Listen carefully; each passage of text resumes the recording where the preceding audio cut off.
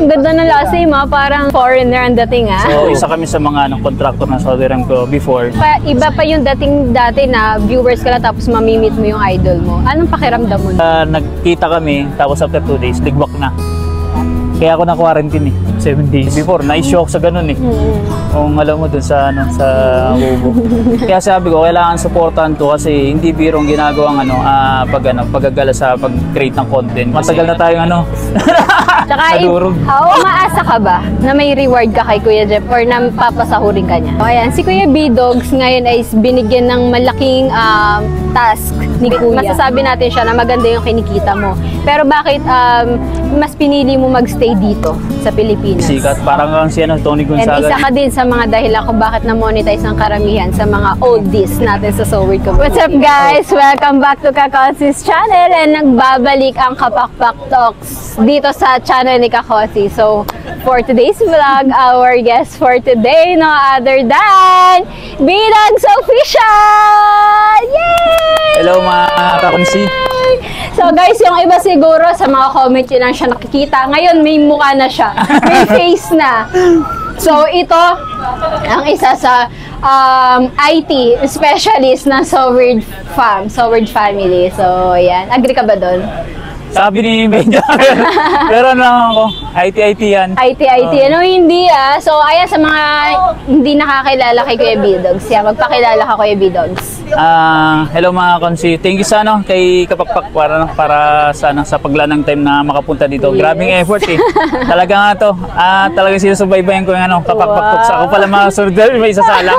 Sobrang thank you sa opportunity. At the same time, sa mga hindi nakakaalam, ang dati kong channel is Ako Ito Vlog TV. Yes. So pinalitan ko lang po ng B-Dogs Official at na rin sinadjust ni Japper na palitan gawa ng nalilito din siya sa nag-jumble na Ako Vlog ito ganun.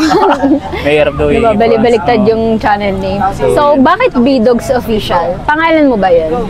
Oo, yun kasing nickname ko nung bata kasi sabi ng mother ko daw, mataba daw ako. Parang sinortcut ko lang.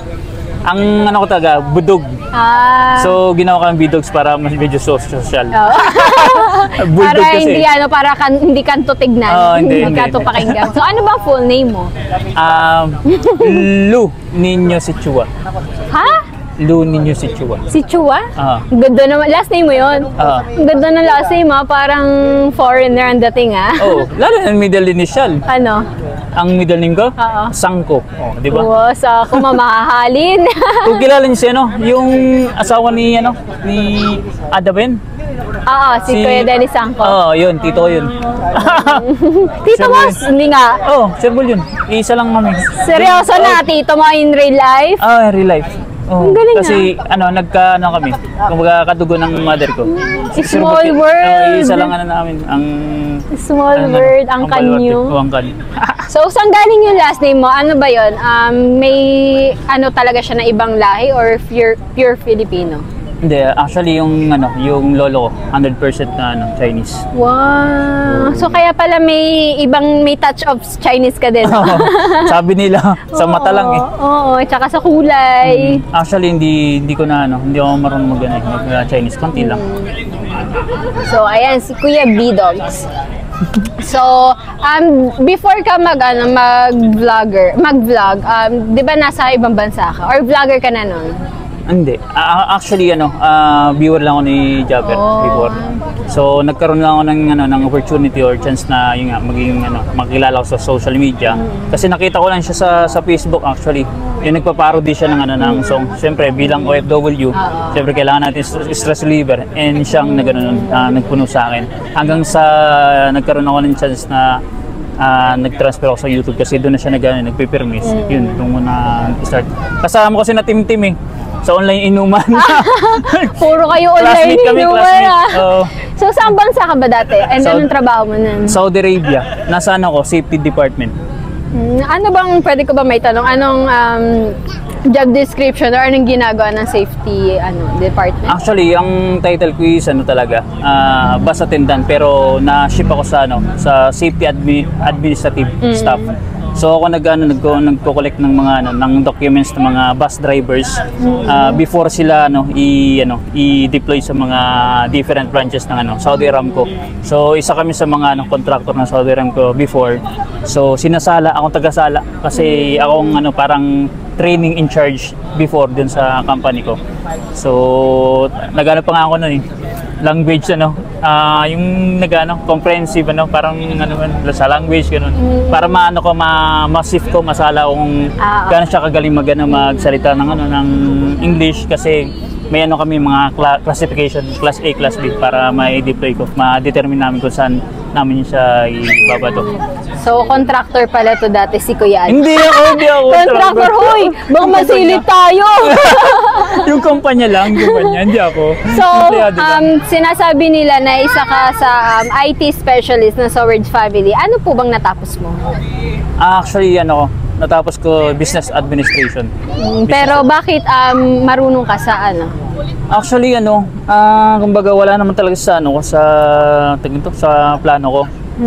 During that time, syempre, nasupport na tayo kay Japper, wala naman akong maibibigay sa kanya na pera, di ba? So, kumbaga, ang ginawa ko na lang, ang bilang support sa kanya, actually, hindi siguro alam ni Kapakpak dati. Ang support ko dati kay Japper, hindi siya troubleshooting. So, watch hour.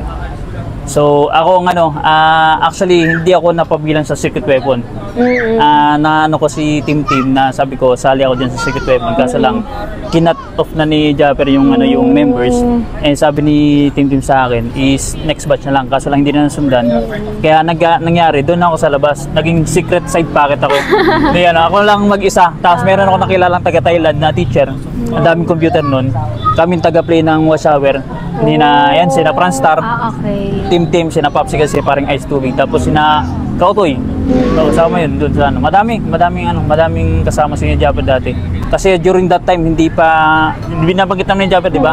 Hindi pa kaya ni Japper na mag-promote ng Oo, hindi pa. Kasi tayo one of the oldies. So dati pa lang talagang solid na ang suporta mo kay Kuya Jeff. And isa ka din sa mga dahilan kung bakit na-monetize ang karamihan sa mga oldies natin sa Sowerge community. Bagya. Nang support lang sa Watch Hour. Pero hindi ko kaya subscribers Watch Hour lang. Pero malaking tulong yan. Dami ko nasirang gadget dami. Tablet, cellphone, laptop, tsaka desktop. Yan. So ayan, talagang siguro masasabi mo ba na isa ka din sa naging pundasyon ng Sowerge community? Actually, hindi. Kumbaga talagang hindi ko kung when it comes sa suporta, siguro, ganun. Pero yung sinasabi when it comes sa popularity, hindi tayo. Doon sa ba? Yung sa mga technical isa. Pero ang talagang, ito, for the record talaga, ang pinaka talaga na gano'n sa technical talaga, sa thinking body. So doon kasi ako minsan dati nagtatanong regarding sa troubleshoot. So in-advise ako ng thinking body during that time na magbasa-basa ako ng So doon ako nag-discover. Parang sabihin na natin na parang second option ka lang before. Nauna si Kuya Thinking Body. Oo. Yun nga. Hindi mo siya pinag-aralan sa school pero pinag-aralan mo siya on your own. Parang yung parang basa-basa lang, browse-browse na internet, and siyempre trial and error ang ginawa ko. Dami din ng failures dami din sa akin troubleshoot na talaga nag-fail. Hindi naman actually para kada sa akin, labit sa akin 100% troubleshoot, hindi. Mahirap din So sabi mo, viewers ka lang or supporter ka lang ni Kuya Jeff. Kailan ka nagsimula mag-start ng vlogging? Actually, nung time na bago pa yung mag-pandemic, 2019, mga November I think. Kasi doon na si Japper, nag-start mga September yata. Papasok ng pandemic. Naalala ko nung time na nag-design si Japper, nag-advise ako sa kanya bago siya tumigil sa nasubo sa Bukana, kung meron siyang ipon, meron na pala yung sinasabi niya sahod na maganda. Yun. So sabi niya pag hindi siya naging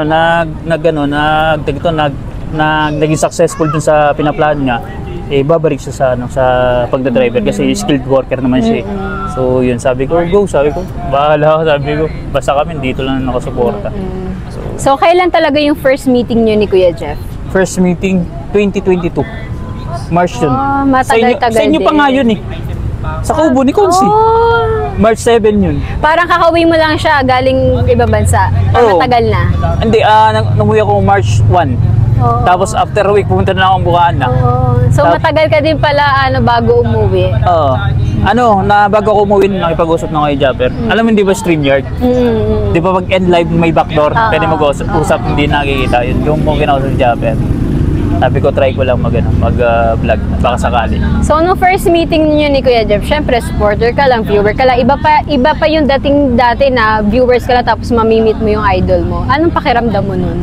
Masarap kasi iba kasi pag nasa social media sa in person kasi syempre ibang yung emotions ba natutuwa ako kasi syempre na-meet mo yung parang laging na parang stress reliever mo tapos idol mo tapos naging kaibigan mo pa, so kumbaga nasagap ko na yata lahat ng benepisyo sa kayo Japper na nung nakita ko sa in person tapos in-advisean ka pa ng maganda, tapos yun nga nag-live yun try mo 1 year.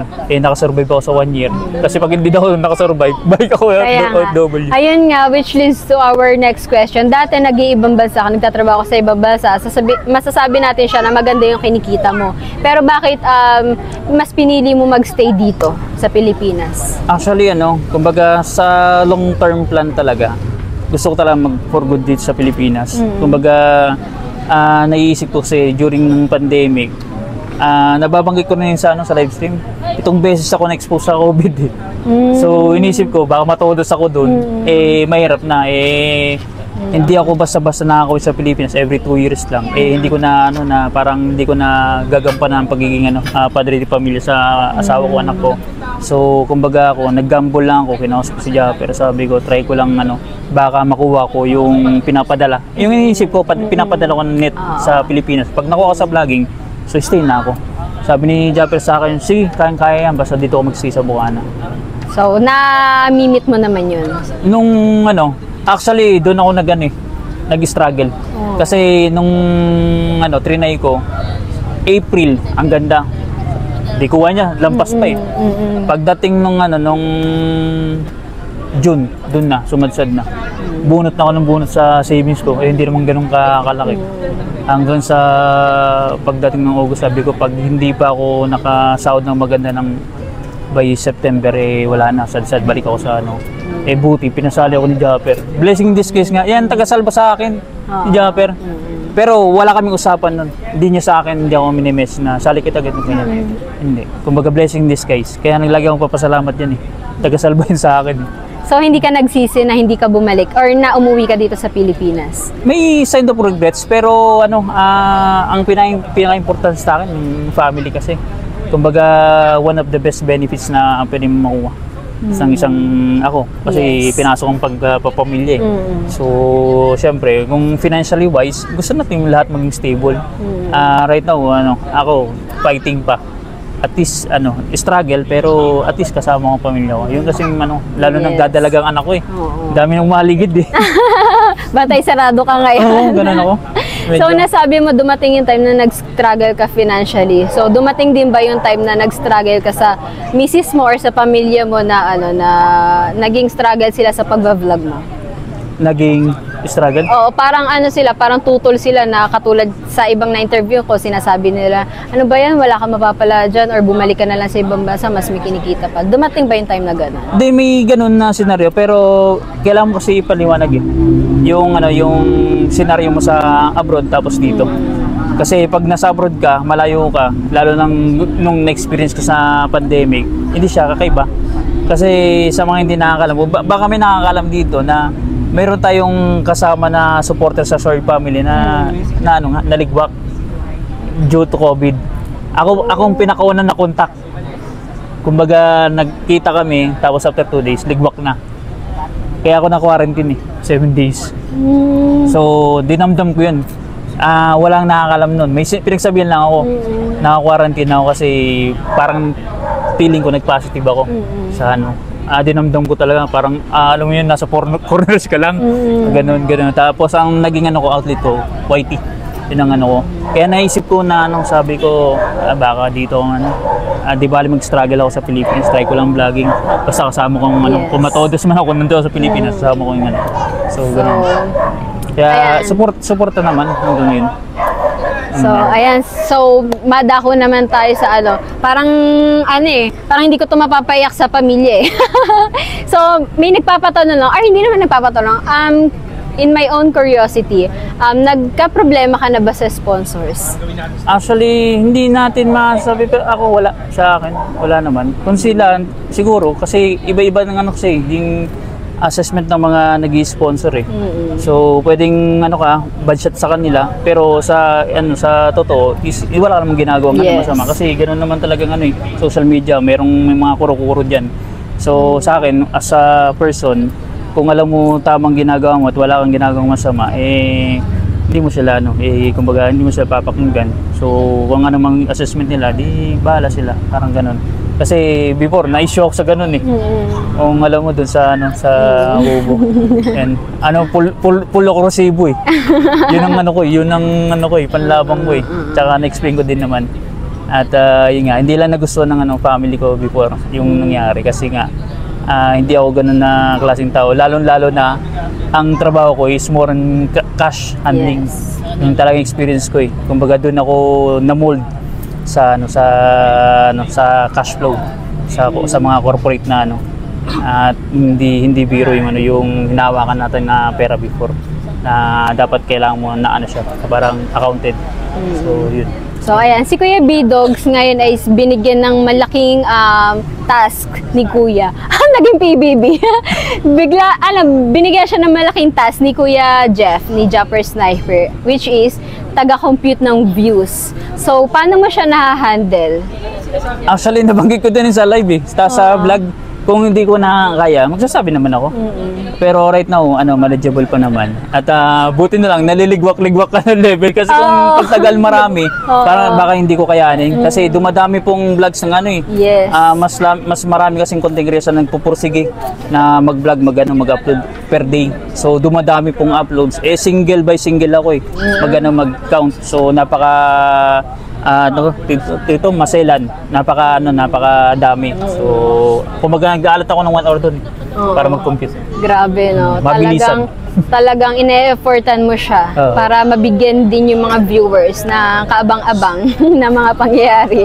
So anong masasabi mo ngayon sa pa-challenge ni Kuya Jeff kumpara doon sa mga nakaraang challenge? Actually nabanggit sa kanya, kumbaga maganda ngayon yung format na ginawa niya kasi talagang una sa lahat magpupursige yung mga content creators kasi may competition when it comes sa views. Yun kasi yung kasi meron kasi kayong prize sa na pwede kayong umusad sa next round, maging wildcard ka doon. So benefits yun sa content creator naman nanalo sa top 1. At the same time, syempre makikilala ka sa community natin na lagi kang alam mo yun, kumbaga bukang bibig na na ikaw na top 1. So syempre doon pa lang lalabas na may time na talaga may establish yung channel. Tsaka hindi ka masasabihan na kaya lang naman yan nanalo dahil umasa sa palipad. Hindi. Kasi nga may kasama ng views. Ikaw yun. Hindi umasa sa palipad. Akala ko sinabihan ako na umasa lang sa palipad. Hindi siya umasa sa palipad kasi ang lakas niya sa views eh.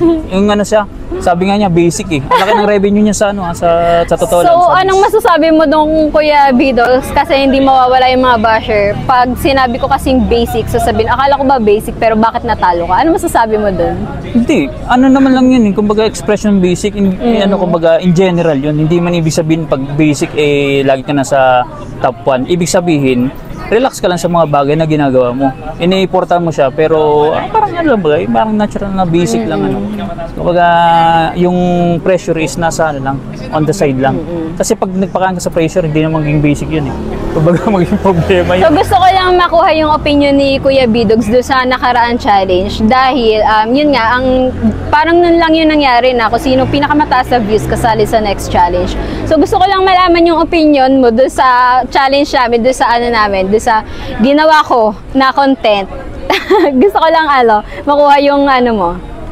Medyo napahuli ka lang sa sa ginawa mo yung tulad nito yung Kapakpak Talks kasi kung inailabas mo kaagad medyo may labang ka talaga na matindi, talagang bakbakan kayo, medyo na-late ka lang so hindi medyo hindi ko alam kung nasa plano mo siya or nagkumpiyansa ka or basta ang ganda ng naging outcome nung itong content mo na to. So kaya sabi ko nga sa kanya, may talaga, kumbaga focus ka na dito kasi itong tingin ko na magiging niche mo. Dito ka puputok, dito ka sisikat. Parang kang si Tony Gonzaga. Yun lagi, yung kagad na bumungod sa akin eh. Mga ilang episode mo kay Kuya Madi, kay Basato sa iba. So sabi ko, dito talaga parang ito para sa'yo. Dito. Tsaka hindi yung sa sinasabi niya na nagpa-kumpiyansa. Lately ko lang talaga siya na-discover. So, yan, thankful naman ako na siguro na I found my niche. Masasabi ko na niche ko na to, para sa akin siya. Kasi dito nag-boom yung mga vlogs ko eh. So, kahit hindi nila masasabi na, kaya kasama lang yan naman ni Japper, kaya malalakas yung views. Karamihan sa interviews ko, wala si Kuya Jeff. Ibang So Weird family yung kasama ko.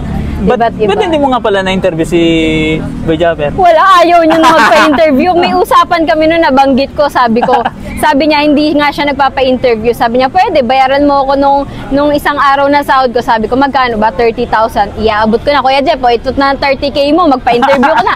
Ayaw naman, akala siguro wala akong pambayad. Grabe. So, ayan, pero deserving din naman yung nanalo doon, yung number 1, which is your manok. Masasabi mo ba na manok mo talaga si Steph? Ikaw yung dalawa, actually. Wow! I'm so honored. Hindi kasi si Kapakpak kasi, matagal na kasi kami ito na... So bias ka? Kasi matagal na tayo magkakilala. Hindi naman sa matagal. Alam ko naman na may pangalan ka na sa mundo ng YouTube. Ibig sabihin ko, naging close tayo kasi nga matagal na rin tayo nagsama-sama dun kina-Team ba, ilang buwan ka rin na So parang kaya mo lang sinabi na bias mo din ako, na manok mo din ako kasi ini-interview kita ngayon na. Hindi ba dahil sa effort ko? Hindi nga, ina-admire ko nga to sa effort niya kasi hindi pirong ginagawa nitong content ka, kung saan na kaya nga tawag namin ni Tim Hazel G. Hazel Gala ng Gala. Hazel Gala. Kasi kaya sabi ko kailangan supportan to kasi hindi birong ginagawang paggagala sa pag-create ng content kasi syempre gastos effort, gastos, lahat pagod. So yun. Masasabi mo talagang dugot pawis. Anong mga ganito? Akala nyo mahirap ang ganito. Tulad nun, taga Batangas sila, punta pa sa Laguna. So, full effort talaga. Kaya kailangang supportan ng todo. So, yan tama na. Baka lumaki na ulo ko. Hindi. So, sa tingin mo, ano lang naman, opinion mo lang or sa sarili mong sa tingin mo, sinong magna-number 1 ngayon? Sa views, tsaka sa revenue? Sa number 1 sa revenue, walang tatalo kay Steph, kay Kangiti. Pero sa views, pag hindi nagbagong ihip ng hangin, iba kasi naman daragat na talaga. Kasi hindi na kumbaga hindi na nakukuha yung pinaka full maximum na views na pwedeng makuha ni Kangiti tapos yung Kuya Dang. Kasi habang natutulog tayo, kahit hindi nagbablog si Mandaragat, nausad yung Nagugulat na lang kasi akong first hand na pag-gising sa umaga, sinisilip ko na agad Gawa nung si Japper, nanghihingi minsan ng update kung anong nangyayari sa top 5. So, yun. So, sa tingin mo, ano ang pwedeng gawin ng mga sumunod kay Mandaragat, Explorer TV, para siya'y maungusan? Nabanggit ko sa live, consistency. Kasi, at the end of the day, ang pagiging consistent, lalo na pag-establish at kilala ka na, talagang may karga ka na sa views, kulang ka lang sa pag-upload, doon ka matatalo. Kasi sila, at least minimum 2 to 3 vlogs a day. Consistency, para mahabol lang nila. So, pag hindi nila nakuha yun, hindi sila mahahabol. So, ayan. So, sabi nga natin, alam naman ng karamihan na ikaw yung taga-compute ng mga views ni Kuya Jeff. Ikaw yung isa sa naghihirap dito sa pa-challenge na to. Umaasa ka ba na may reward ka kay Kuya Jeff or na papasahurin ka niya? Hindi actually. Pero napifeel ko napifeel ko. Pero hindi ako nag-expect. As in zero. Kaya ko lang naman ginagawa yan. Kasi yun naman tayong content ko, di ba? Yung pag-compute. So bilang kaibigan ni Japper, tapos sumusuporta sa kanya, yun lang kasi may ambag ko sa ngayon Hindi ko kayang pera So kumbaga effort na lang tayo sa pagko-compute sa kanya, pag-submit ng tabulation. So yun, on that part, malaking tulong inibibigay ko sa kanya. para hindi na rin siya mahirapan. So, nafe-feel mo napapasahurin ka niya? Hindi, siguro ko ano lang, iti-treat lang siguro ako. Treat. Sabi ko nga sa kanya, papalduin nila ako sa views niya. Yes, tsaka masasabi mo ba na isa ka din sa nagbe-benefit dito sa pa-challenge na to? Nagbe-benefit ako kasi alam nyo kasi, kada banggit kasi ng pangalan mo, iba kasi yung impact nun pag sa Japper. Galing mismo sa bukang bibig ni Japper. Parang napopromote ka? Napopromote yun. Pero dati ayoko talagang papromote eh. Kasi lang, lagi yung pabiro yan eh. Ayaw magpa-promote ni Bidogs nga pala, ganyan. Tapos nababanggit, di ba? Ganun yung bakit tayo mo magpa-promote? Ano lang ako dati, silent supporter. Huwag na ako babanggit nila. Kasi sabi niyo, mag-vlog ka, baka may potential ka. So, try ko lang. Nung kahit wala pa nito nung sa Team Amihan pa lang, talagang binablog mo yung mga yung mga estado ng ito na yung revenue nila, ito na yung views nila, 'di ba no? Nagkaka-views ka din naman noon. Kahit pa paano, minsan pumapaldo, minsan hindi. Wow. Pero most of the time hindi talaga.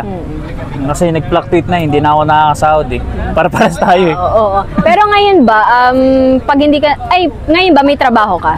Actually, last June pa ako nagtrabaho. Umalis na ako sa company based na trabaho. So masasabi mo na full-time vlogger ka ngayon? Doon ako. Sa awa ng Diyos, meron pa naman kahit pa paano na nakatawid tayo sa na nakakasahod. Pero syempre, meron akong ini-aim kasi every month para makasurvive ako sa buhay-buhay kasi kailangan nating budget sa every month eh. Ito lang kasi natin source of income. Ngayon, pagdating naman sa troubleshooting kasi, hindi naman siya araw-araw na meron nagme-message sa atin, tsaka hindi naman tayo naniningil ng ganung kalaki. Sa iba, free talaga kasi na lang, ex-deal. So, yun guys, kapag may YouTube kayo dyan na gusto nyo pa-ayos or kahit hindi YouTube, kahit sa social media is, pwede nyo kontakin si Kuya Bidogs. Kayang-kaya niya yung gawa ng paraan. Hindi naman lahat. Tatatry lang. So, yun. Kasi na ngayon eh. Medyo, patapos na lahat ng mga account na hawak natin. Isa na lang. So, isa. Ang dami na natin na troubleshoot pero hindi lahat. So, ayan, kinuha ko lang naman yung say ni Kuya Bidogs dito sa pa-challenge ni Kuya Jeff. Hindi ko naman siya balak paiyakin dahil sabi niya, malalim yung kanyang luha. Malalim. Kasi tayo, matagal na tayong Tsaka nadurog. May hugot. Tsaka iba din kasi pag galing kay Kuya Bidogs yung yung mga opinion, talagang may alam pag sa larangan ng YouTube. May mga sinasabi siya RPM, hindi ko nga alam yan eh. Hindi nga. Hindi wala akong alam dyan. Basta ako upload lang ako ng upload. Hindi ko pinag-aaralan yan. Hindi, yan, ang galing niyan si Japper. Hindi ko alam eh, na-master niya yung ganun eh. Yung takbo ng algorithm. Hindi ko nga alam eh, ako nga sabi ko, ba't hindi ko nakuha? Kasi kung nakukuha ko yun, baka boom na rin ang channel ko eh. Ang hirap wala akong alam sa ganun eh. Pero sa kanila kasi, talagang established na. Sabi ko nga kapakpak, kulang lang siya sa Sabi mo nga, minsan tamad ka Oo, kulang lang talaga sa push, sa sipag. Pag talaga. Tinatamaan talaga ng pagkatamad eh. Pag nag-vlog ka talaga, sigurado din, may makakasahod ka every month. Lagi ko man nakikita sa pag hindi pwedeng hindi ka masahod. Kaming may hirapan sa ganun. Pero kayo, hindi na. Makakasahod kayo, sure bull yun. Basta pag-vlog lang. So yun guys, wala na naman akong follow-up question. Message mo na lang kay Kuya Jeff tsaka sa mga sumusuporta ngayon challenge. Yun, una sa lahat, siyempre, gusto ko lang magpasalamat kay Japper, always, kasi siyempre, walang Bidogs official dito sa harapan ni Kakonsi dito sa channel niya, kung hindi kay Japper. Siya kasi nag-push sa akin na pumasok sa mundo ng vlogging. And yun, naka 3 years na rin tayo nakakasurvive. Wow! So yun, lahat ng achievement na nakuha natin dito. So pati yung business natin, galing din sa social media, ipon, sponsorship, lahat. Trinay ko lahat yung business, kaso lang hindi lang nag-workout. Yan, nasaksiyan niya na yung kapakpak kasi pumunta sila doon.